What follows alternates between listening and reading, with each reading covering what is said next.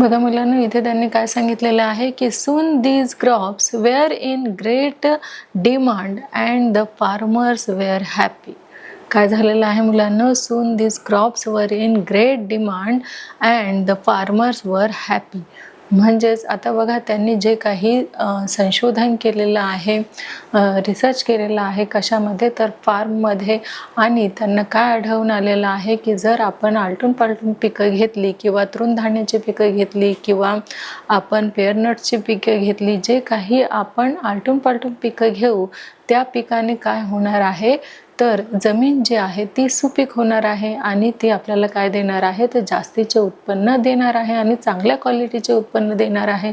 म्हणून त्यांनी काय केलेलं आहे की जे काही पुअर फार्मर होते त्यांनी गाईड केलेलं आहे आणि लहान जमीन असो की मोठी असो, आपल्याला जास्तीत जास्त पीक कसं घेता येईल असं जे गाईड आहे ते कार्वेर यांनी कुणाला केलेलं आहे, तर फार्मर यांना केलेलं आहे.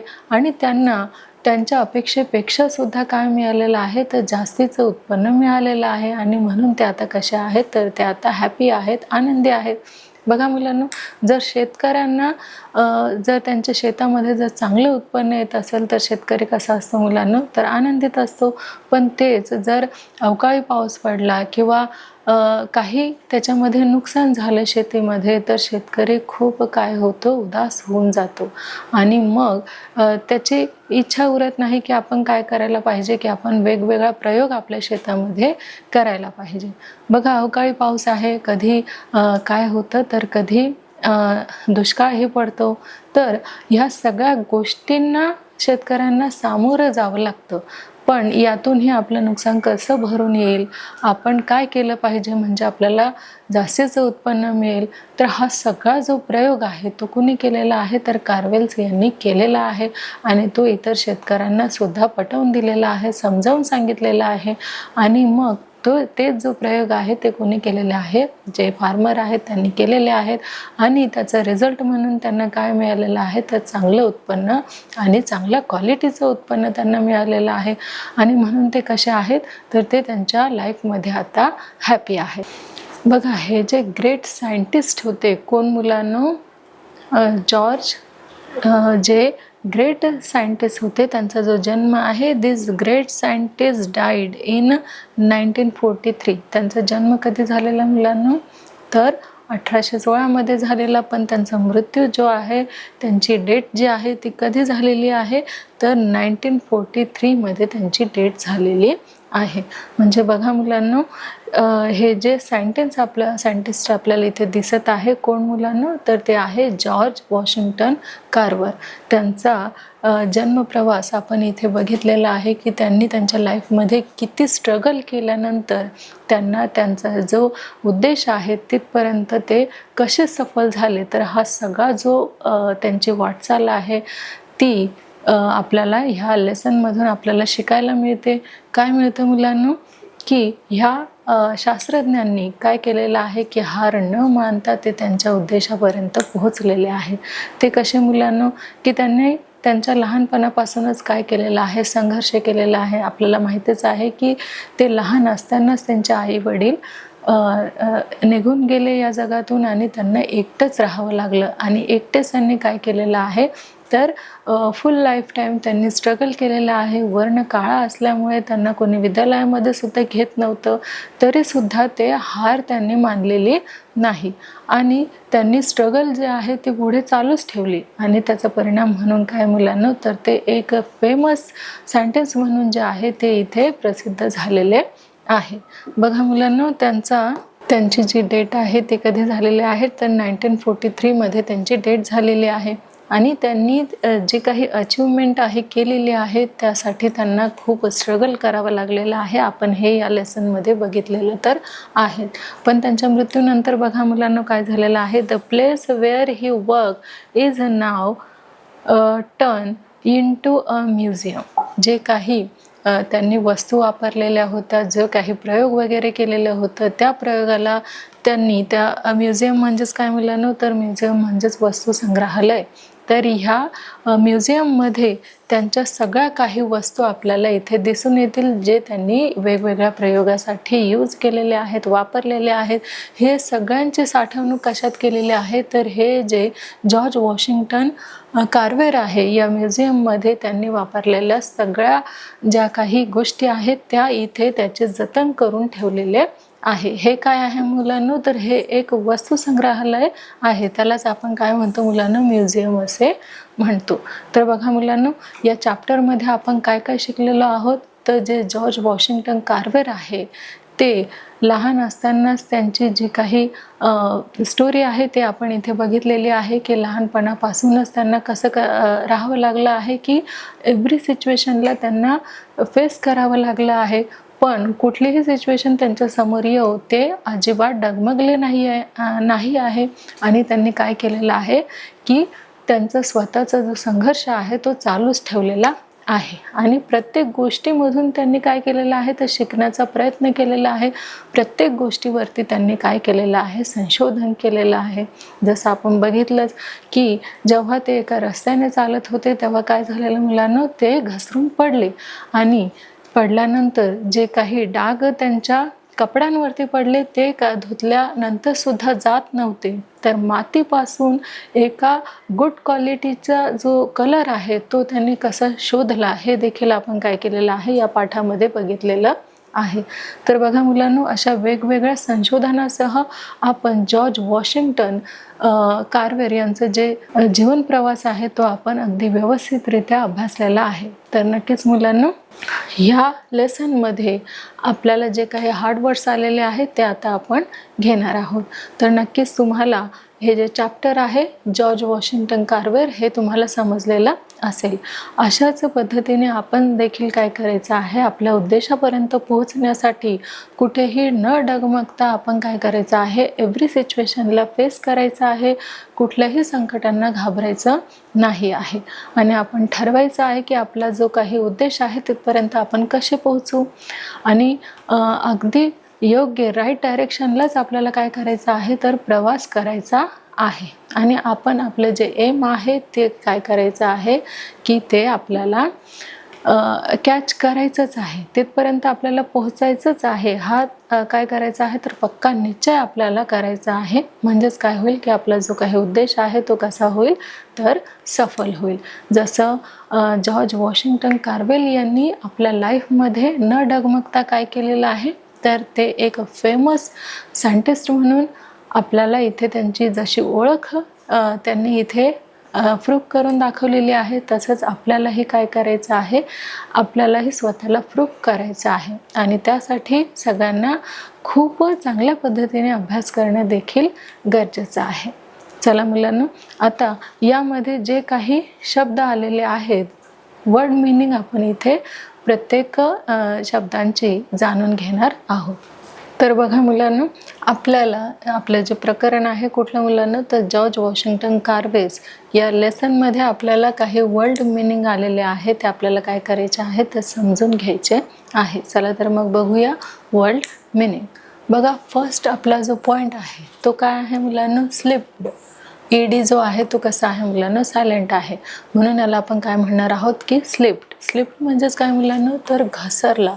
कोण घसरला, आपण बघितलं होतं की रस्त्याने जात असताना जे वॉशिंग्टन आहे, आपले ग्रेट सायंटिस्ट आहे, ते काय केलेलं आहे, त्यांनी रस्त्यावर जेव्हा ते चालत होते तेव्हा त्यांचा पाय स्लिप झाला, घसरला. बघा, स्पेलिंग देखील तुम्ही सगळ्यांनी काय करायचे आहे, माझ्यासह बोलायचे आहे. बोला मुलांनो, SLIPPED. SLIPPED. स्लिप म्हणजेच काय मुलांनो, अगदी बरोबर, स्लिप म्हणजे घसरणे. जे वॉशिंग्टन आहे त्यांचा सहजच सडनली काय झालेला, की पाय घसरलेला. पण बघा, आपण म्हणतो ना, जे होतं ते कशासाठी होतं, तर चांगल्यासाठीच होतं. जर ते घसरले नसते तर त्यांना जो काही ब्लू कलर आहे अगदी गुड क्वालिटीचा, त्याचा शोध लागला नसता. म्हणून कुठलीही गोष्ट जर आपल्या आयुष्यात, मग ते चांगली असो की वाईट असो, घडली तर त्यातनं काय शिकायचं असतं मुलांनो, तर चांगलंच शिकायचं असतं. जसे की ते जेव्हा स्लिप झाले तेव्हा ते त्यामधनं काय शिकले, की चांगले क्वालिटी शिकले. जसे की त्यांना कुठला शोध लागला, अगदी बरोबर. ब्लू पेंट जो आहे त्याचा त्यांना काय लागलेला आहे तर शोध लागलेला आहे. बघा मुलांनो, स्लिप्ड म्हणजे काय तर घसरणे. आणि नेक्स्ट काय आहे पहा मुलांनो, सेकंड जे आपलं वर्ड आहे ते काय आहे तर सेकंड आहे स्प्लॅश्ड विथ मड. काय आहे मुलांनो, स्प्लॅश विथ मड. आता मड म्हणजे काय हे तर तुम्हाला मी सांगितलेलंच आहे. मड म्हणजेच काय तर चिखल. बघा, चिखलांनी भरले त्यांचे जे कपडे आहेत त्यांच्यावरती काय पडले होते तर चिखलाचे शिंतोडे पडले होते. त्यांचे कपडे चिखलाने भरलेले होते. आणि मड हा जो वर्ड आहे तो नेक्स्ट जर पाठामध्ये आला तर मी तुम्हाला विचारणार आहे की मड म्हणजेच काय तर चिखल. आणि त्यांचे जे स्प्लॅश विथ मड म्हणजे जे काही आपण बघितलं की लेसन एक्सप्लेन करत असताना की त्यांच्या कपड्यावर काय पडलेले की चिखलाचे डाग त्यांच्या कपड्यांवरती पडले होते. नेक्स्ट बघा मुलांनो काय आहे वाईप ऑफ. काय आहे मुलांनो वाईप ऑफ म्हणजेच काय की पुसून टाकले. त्यांनी काय केलेलं की त्यांच्या खिशातला जो काही रुमाल आहे तो त्यांनी काढला आणि त्यांच्या क्लोथवरती जे काही चिखलाचे शिंतोडे पडले होते ते त्यांनी काय केलं तर त्या रुमालाने पुसले. ते तर गेलेच नाही, परत त्यांचा जो रुमाल आहे त्याच्यावरती सुद्धा काय होते मुलांनो तर ब्ल्यू डाग होते. आणि ते जे स्टेन आहे, स्टेन म्हणजेच बघा इथे वर्ड आलेला आहे, स्टेन म्हणजे डाग. त्यांच्या कपड्यावर तर ब्ल्यू डाग पडलेच, पण त्यांच्या रुमालावरती सुद्धा ब्ल्यू डाग पडले. आणि मग त्यांना काय झालं की एक बोध लागला की आपण याच्यातनं काय करू शकतो की याच्यातनं आपण एक सुंदर असं संशोधन करू शकतो. आणि त्यांनी ते केलं देखील. बघा मुलांना, वेप ऑफ म्हणजेच पुसून टाकले. त्यांनी जे काही त्यांच्या कपड्यावरती मातीचे डाग पडलेले, चिखलाचे जे शिंतोडे पडलेले ते त्यांनी त्यांच्या रुमालाने पुसून टाकले. नेक्स्ट वर्ड बघा मुलांनो काय आहे तर नेक्स्ट वर्ड आपला आहे स्टेन. काय आहे मुलांनो स्टेन. स्पेलिंग पाहूया. STAIN. काय आहे मुलांनो STAIN. स्टेन म्हणजेच काय, हा जो वर्ड आहे मुलांनो तो आपल्याला याच्या आधीच्या पाठामध्ये सुद्धा येऊन गेलेला आहे. स्टेन म्हणजे काय तर डाग. काय मुलांनो स्टेन म्हणजे डाग. त्यांच्या रुमालावरती कसले डाग होते ब्ल्यू डाग. जे त्यांनी तो रुमाल वॉश देखील केला पण तरी सुद्धा त्या रुमालावरचे डाग त्यांचे गेले नव्हते. म्हणजेच काय मुलांनो डाग म्हणजेच स्टेन आणि स्टेन म्हणजेच काय तर डाग. आता बघा मुलांनो आपला जो फिफ्थ वर्ड आहे तो काय असणार आहे तर ऑर्डिनरी. काय आहे मुलांना ऑर्डिनरी. बघा फर्स्ट आहे ORDINARY. ऑर्डिनरी म्हणजेच काय मुलांना तर सामान्य. ते जे त्यांची जी फॅमिली होती ती कशी होती सामान्य होती. आणि ती कुठे काम करत होती तर शेतामध्ये ती काम करत होती. आणि नेक्स्ट वर्ड जो आहे मुलांना आपला तो काय आहे 6. आणि वर्ड काय आहे आपला फेमस. FAMOUS. फेमस म्हणजे काय मुलांना अगदी बरोबर. फेमस म्हणजे प्रसिद्ध. जॉर्ज वॉशिंग्टन कार्वेर हे कोण होते तर एक फेवरेट किंवा सगळ्यांचे आवडते तर ते सायंटिस्ट होतेच पण एक प्रसिद्ध असे सायंटिस्ट देखील होते. कोण मुलांना जॉर्ज वॉशिंग्टन कार्वेर. नेक्स्ट बघा मुलांना 7 काय आहे आपला वर्ड तो आहे सायंटिस्ट. काय आहे मुलांना सायंटिस्ट. बघा SCIENTIST. सायंटिस्ट म्हणजे काय मुलांना तर शास्त्रज्ञ. तर सगळ्यात प्रसिद्ध असे शास्त्रज्ञ कोण होते फेमस शास्त्रज्ञ कोण होते तर जॉर्ज वॉशिंग्टन कार्वेर्स हे होते. आणि ते कोण होते तर ते सायंटिस्ट होते शास्त्रज्ञ होते. नेक्स्ट बघा मुलांना 8 आपला जो वर्ड आहे तो काय आहे तर स्लॅव्हज. स्लॅव्हज म्हणजेच काय मुलांना बघा SLAVES. स्लॅव्हज म्हणजेच काय मुलांना तर दास. नेक्स्ट बघा काय आहे 9th जो आपला वर्ड आहे तो काय असणार आहे बघा टू लॉज हर्ट. बघा टू लॉज हर्ट म्हणजेच काय मुलांना तर धीर खचणे. त्यांना ते ब्लॅक असल्यामुळे किंवा काळे असल्यामुळे त्यांचा जो वर्ण आहे तो ब्लॅक असल्यामुळे त्यांना जी युनिव्हर्सिटी आहे ती ॲडमिशन देत नव्हती. पण तरीसुद्धा असं काहीतरी आपल्यासाठी असतं की जिथे आपल्याला न्याय मिळत असतो. म्हणून हे जे जॉर्ज आहेत ते एका प्लेसवरून दुसऱ्या प्लेसवर काय करत होते, तर शोध घेत होते की मला इथे नाही तर तिथे नक्की काय मिळेल, तर ॲडमिशन मिळेल. त्यांनी त्यांचं जे धैर्य आहे ते गमावलं नाही. उलट जिद्दीने ते पुढे उभे राहिले आणि काय म्हणाले की मला काय मिळणार आहे, तर मला नक्कीच कुठे ना कुठे न्याय मिळेल, ॲडमिशन मिळेल आणि मी माझं जे पुढचं शिक्षण आहे ते पूर्ण करू शकेल. बघा मुलांनो, टू लूज हार्ट, त्यांनी त्यांचा जो धीर आहे तो खचू दिला नाही. बघा, टू लूज हार्ट म्हणजे काय मुलांनो, तर धीर खचणे. त्यांनी त्यांचा धीर खचवला का नाही, तर ते जिद्दीने उभे राहिलेत आणि नाही कुठे ना कुठे मला ॲडमिशन मिळेल म्हणून ते त्या डायरेक्शनमध्ये नेहमी चालतच राहिले. बघा मुलांनो, लॅबोरेटरी, लॅबोरेटरी म्हणजेच काय मुलांनो, बघा LABORATORY, लॅबोरेटरी म्हणजेच काय मुलांनो, तर प्रयोगशाळा, ज्यामध्ये काय होत असतात, वेगवेगळे प्रयोग होत असतात आणि त्या प्रयोगामधून आपण काय करत असतो, काही ना काही संशोधन करत असतो. तिथेच त्यालाच काय म्हणतात मुलांनो, तर प्रयोगशाळा असे म्हणतात. नेक्स्ट बघा काय आहे मुलांनो, क्रॉप्स. काय आहे मुलांनो, 11th वर्ड आहे आपला क्रॉप्स, CROPS. क्रॉप्स म्हणजेच काय मुलांनो, तर पिके.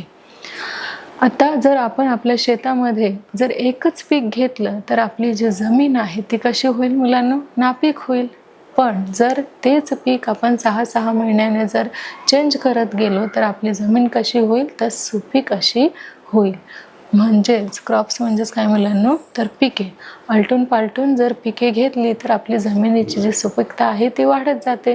आणि हा जो प्रयोग आहे तो कोणी केलेला आहे, तर जॉर्ज वॉशिंग्टन कार्वर यांनी शेतकऱ्यांना करून दाखवलेला आहे. त्यांनी स्वतः केला आणि शेतकऱ्याकडनं सुद्धा करवून घेतला. त्यामुळे काय झालं मुलांना, तर शेतातली जी पिके आहेत ती वाढली आणि जो शेतकरी आहे तो कसा झाला, तर हॅपी झाला. पुढे बघूया. जो 12th आपला वर्ड आहे मुलांना, तो काय आहे बघा, कॉटन. बघा काय आहे, 12th वर्ड आहे आपला कॉटन, COTTON. कॉटन म्हणजेच काय मुलांनो, तर कापूस. कॉटन म्हणजेच काय मुलांनो, तर कापूस. आणि बीन्स, बीन्स बघा, BEANS. बीन्स म्हणजेच काय मुलांनो, तर शेंगा. बीन्स म्हणजेच काय मुलांनो, शेंगा. नेक्स्ट आहे बघा स्वीट पोटॅटो. आपला जो 14 वर्ड आहे तो आहे स्वीट पोटॅटो. त्यालाच काय म्हणतात मुलांनो, रताळे. आपण बघितलं चित्रामध्ये काय की स्वीट पोटॅटो. आणि त्या स्वीट पोटॅटोवरती जे आपले शास्त्रज्ञ आहेत, फेमस शास्त्रज्ञ आहेत, कोण मुलांनो, जॉर्ज वॉशिंग्टन जे आहेत त्यांनी काय केलेलं आहे, रताळे यावरती विविध प्रयोग केलेले आहेत. किती प्रयोग केलेले आहे सांगा पाहू. अगदी बरोबर, 118 प्रयोग त्यांनी फक्त रताळ्यावरती केलेले आहेत आणि वेगवेगळ्या थिंग्स त्यांनी क्रिएटिव्ह केलेल्या आहेत. नेक्स्ट बघा मुलांनो, नेक्स्ट आहे म्युझियम. काय आहे मुलांनो, म्युझियम. त्यालाच काय म्हणतात, संग्रहालय. संग्रहालय म्हणजेच काय की जे जॉर्ज वॉशिंग्टन कार्वर आहे त्यांनी ज्या ज्या गोष्टीवरती प्रयोग केलेला आहे किंवा ज्या ज्या वस्तूंद्वारे केलेला आहे त्या सगळ्यांचा संग्रह जो आहे तो एका ठिकाणी करून ठेवलेला आहे. त्यालाच म्युझियम म्हणतात, म्हणजे संग्रहालय असे म्हटले जाते. कुणाच्या वस्तू तिथे कलेक्ट केलेल्या आहे, कुणाच्या वस्तू एकत्रित केलेल्या आहेत, फेमस शास्त्रज्ञ कोण मुलांनो, त्या जॉर्ज वॉशिंग्टन कार्वर यांची जी प्रयोगशाळा जी होती त्यामधल्या सगळ्या गोष्टींचा संग्रह कुठे करून ठेवलेला आहे, म्युझियममध्ये म्हणजे संग्रहालयामध्ये करून ठेवलेला आहे. नेक्स्ट वर्ड जे आहे आपलं बघा काय आहे, डिमांड. काय आहे मुलांनो, नेक्स्ट वर्ड आपलं डिमांड. डिमांड म्हणजेच काय मुलांनो, तर मागणी.